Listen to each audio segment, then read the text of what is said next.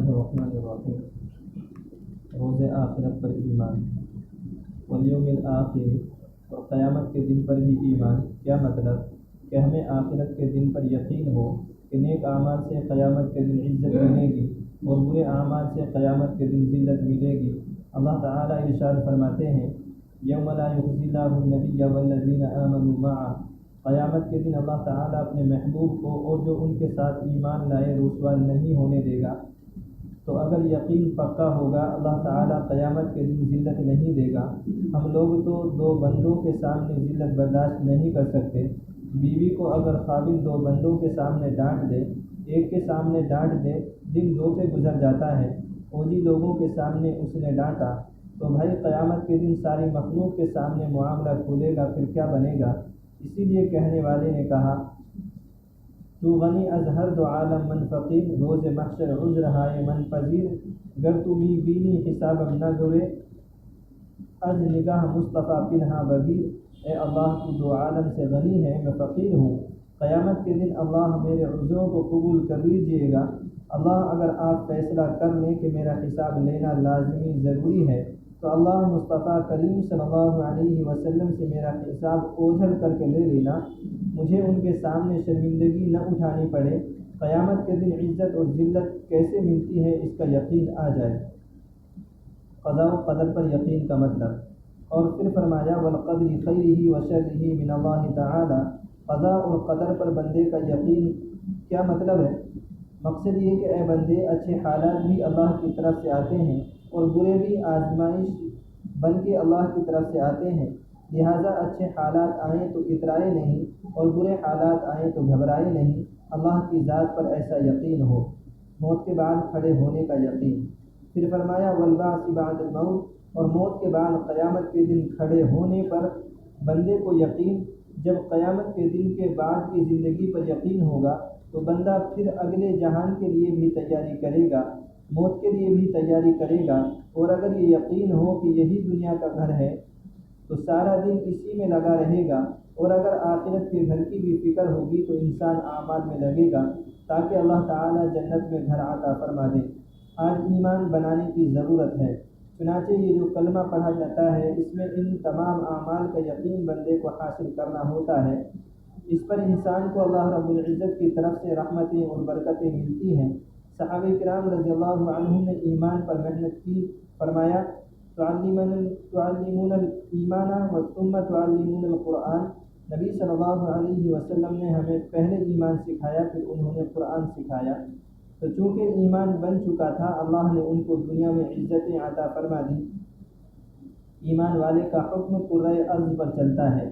جب اللہ تعالیٰ پر ایمان پکا ہو، یقین کامل ہو تو یہ مومن خلیفۃ اللہ فی الارض ہوتا ہے۔ ذرا غور کیجئے کہ سیدنا عمر رضی اللہ عنہ خلیفہ وقت ہیں، اللہ نے وہ شان عطا فرمائی کہ زمین پر ان کا حکم چلتا تھا۔ دیکھیں اللہ کی مخلوق 4 چیزوں سے بنی، آگ، ہوا، پانی اور مٹی، چاروں پر ان کا حکم لاگو ہوتا تھا۔ چنانچہ ایک مرتبہ زمین پر زلزلہ آیا، عمر رضی اللہ عنہ نے زمین پر ایڑی ماری اور فرمایا کہ اے زمین تو کیوں ہلتی ہے؟ کیا عمر رضی اللہ عنہ نے تیرے اوپر عدل قائم نہیں کیا؟ ان کی یہ بات سن کر زمین کا زلزلہ رک گیا، زمین پر حکم چل رہا ہے۔ پھر خطبہ دینے کے لیے کھڑے ہوئے فرماتے ہیں یا ساریت الجبل، ہوا ان کے پیغام کو سینکڑوں میل دور پہنچا دیتی ہے، ہوا پر حکم چل رہا ہے۔ دریائے نیل کا پانی نہیں چلتا، دریائے نیل کو رقعہ لکھتے ہیں۔ دریائے نیل اگر اپنی مرضی سے چلتا ہے تو نہ چل، اور اگر اللہ رب العزت کے حکم سے چلتا ہے تو امیر المومنین تجھے حکم دیتے ہیں کہ چل، دریائے نیل چلنا شروع کر دیتا ہے۔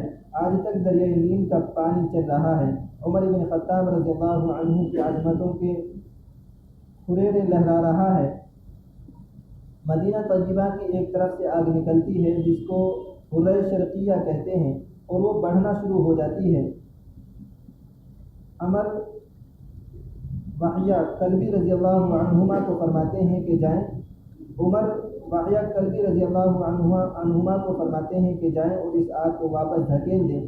وحیہ کلبی رضی اللہ عنہ نے 2 رکعت نفل پڑھے اور آگ کے پاس جا کر چادر کو چابک کی طرح استعمال کیا۔ جیسے انسان کسی حیوان کو واپس اپنی جگہ دھکیلتا ہے، وہ چادر کے ذریعے آگ کو چابک مارتے گئے اور آگ کو واپس دھکیلتے گئے، حتیٰ کہ جہاں سے آگ نکلی تھی وہیں یہ واپس چلی گئی۔ تو دیکھیے ایمان کے بنانے کی وجہ سے ہوا پر حکم چلتا ہے، پانی پر حکم چلتا ہے، زمین پر حکم چلتا ہے، آگ پر حکم چلتا ہے۔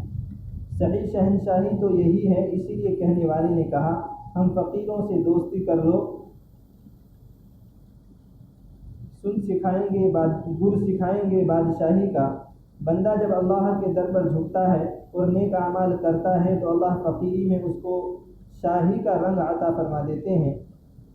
چنانچہ صحابہ رضی اللہ عنہم میں سے سعد بن ابی وقاص رضی اللہ عنہ اپنی فوج کے ساتھ جا رہے تھے، آگے دشمن کی فوج ہے اور درمیان میں دریا۔ اللہ کی شان، انہوں نے اپنے گھوڑے دریا میں ڈال دیے اور گھوڑے چلتے چلتے بالآخر دریا کے دوسرے کنارے تک پہنچ گئے۔ اللہ اکبر کبیرہ۔ اور آگے جا کر انہوں نے پوچھا کہ کسی کی کوئی چیز دریا میں گری تو نہیں؟ ایک صحابی نے کہا کہ میرا لکڑی کا پیالہ تھا، وہ دریا میں گر گیا ہے۔ دریا کو حکم دیتے ہیں کہ لکڑی کا پیالہ واپس کر۔ ایک پانی کی لہر آتی ہے اور لکڑی کے اس پیالے کو بھی کنارے پر ڈال جاتی ہے۔ لگاتا تھا تو جب نعرہ تو خیبر توڑ دیتا تھا، حکم دیتا تھا دریا کو رستہ چھوڑ دیتا تھا۔ تو ایمان بنانے پر اللہ رب العزت بندے کو دنیا میں بھی ایسی کامیابی عطا فرما دیتے ہیں۔ اللہ تعالیٰ کی توفیق عطا فرمائے۔ سبحان اللہ۔